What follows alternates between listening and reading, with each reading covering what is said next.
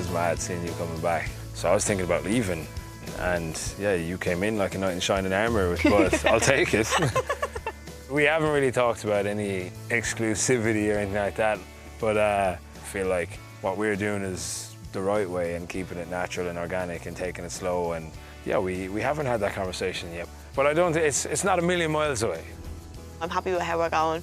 I left the first time with the bracelet, now you, but now I've got the bracelet and you.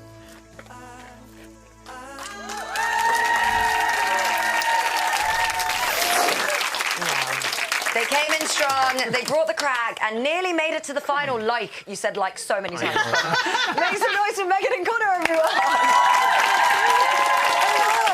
Hello. Well, welcome to Aftersun again, Megan. Thank you, yeah. First time for you, Con. Thank you. How are you guys feeling after being out? Well, literally outside of the villa.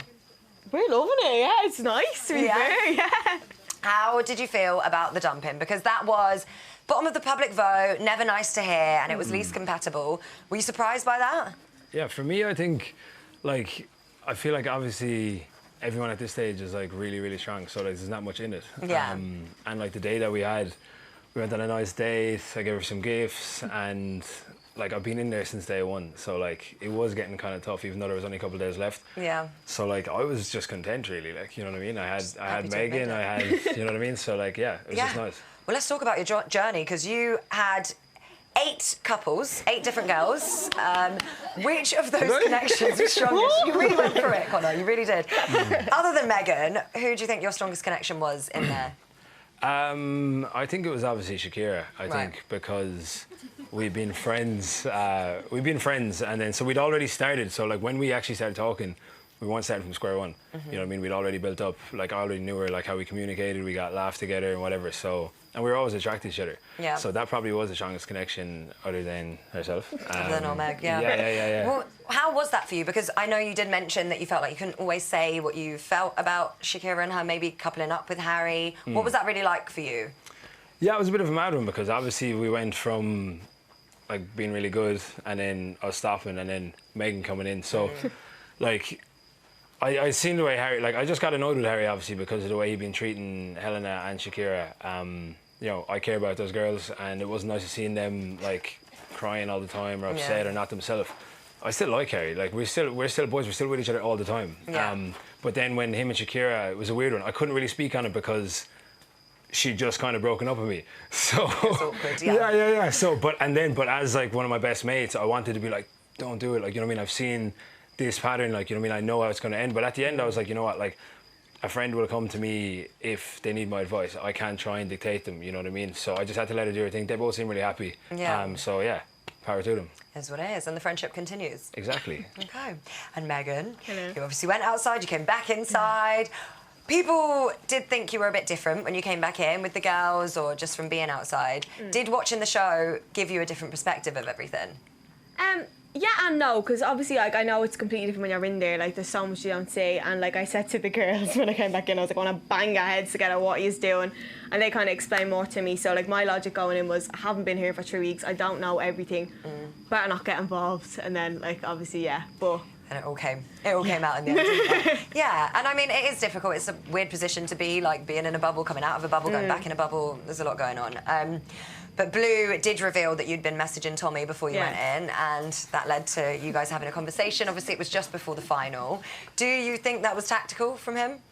Not tactical, like I think fair enough, yeah. Like, do you know what I mean? Like me and Tommy, I had a lot to like hash out with Tommy, to be fair, when I came out, and there was a bit of flirting, and Conor knows all that now, like, but yeah, obviously it was different when I came back in. But we're fine. I get why Blue said it. He was looking out for his boy. What can you do? The only thing for me was like that. The only question I had for Blue was like, you knew this information when you came in. You told me a week after. Right. So what changed? Because you had no information from the outside. That was the only question I had. Right. And look, yeah, I think obviously there was challenges and stuff that brought it up. So that is valid. Blue, what was the reason? It wasn't my place to go in there and ruin anything. Like I said to you guys, I went in there to go for myself, and obviously this information came out, and I had to stay true to the conversation, and obviously to my boy. True to the conversation with his boy. Okay. appreciate you, man. I've done it again. Well, let's stay true to the conversation now. And, That's all you can do. I'm back. Are you friends? Is that completely, because I know you said you two aren't exclusive yet or anything. Would you, I mean, yeah, what is the deal with you and Tommy now? Yeah, we're friends, but like I think it's clear where I stand in that circumstance. You two are off. Yeah. Okay, fine. Conor, we saw you right from the beginning, and on a couple of occasions, Harry and Dijon did make comments about your relationship. Do you think that was like bro to bro kind of situation, or do you think maybe there was ulterior motives there? Like everyone speaks about everyone's relationships in there, so I don't think that like that's like necessarily targeted at me. Sometimes you might think that, but like it's a really intense environment. I think there was a situation where the boys said that they had a conversation with Shakira, and they said that she liked Harry more, and the three boys knew, and then I found out in a challenge. So I was like, you know, if we're that close, whatever. But I don't think Dee actually was in the conversation, but I pulled him and I said, look, I don't appreciate how that was handled. If it was any of you, I would have said that to you straight away. Yeah. And then when sort of the situation with Blue and Megan arose, like they pulled me straight away and they listened to me. So yeah, like that's it, you know what I mean? You make mistakes in there, not everyone's perfect, it's everyone's first time in there. Yeah, of course. Yeah, so like I love the boys, so yeah, it's all good. Love for the bros, Yeah. no beef. Okay, great. What is next for you two? Where do we go from here? Back to Ireland? Yeah, actually, yeah. We'll go back to Ireland, yeah, straight to the pub. Lovely. All right, Conor, let's take a little stroll down memory lane and relive Jesus Christ. how you licked your way through the villa. Here are your best bits. I'm not excited. I've only had one girlfriend. That was fucking brilliant. Conor. Emily. Conor. I fancy you. Yeah. You want to fight for what you want. Yeah. Me and Megan had a kiss on the terrace. That's so cute. I don't even know what to do, to be honest. You'd be the fifth person I've shared a bed with. This is my sixth couple. Hello. Look at that big cheesy smile at you.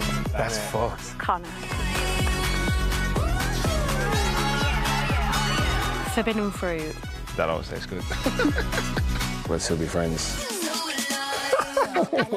But I'm fucking buzzing. Megan.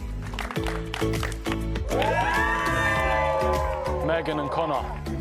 Conor, my con-bon, he has been my absolute rock. He's my shoulder to cry on, something to make me laugh. I'm gonna miss him so much.